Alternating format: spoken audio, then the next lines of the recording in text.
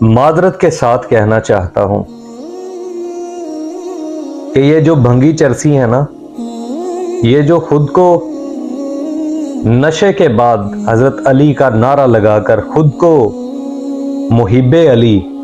اور ایک مومن مسلمان جو نمازی ہے اس کو منکر کہتے ہیں، اور خود کو یہ نشہ تماشا کرنے کے بعد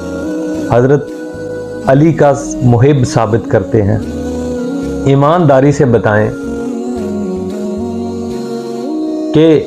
یہ تمام برے فعل کرنے والا عاشق صحابہ ہو سکتا ہے کیا؟ محب صحابہ ہو سکتا ہے؟ کیونکہ یہ بھنگی چرسی کا کام نہیں کہ وہ اپنی نسبت ان سے جوڑے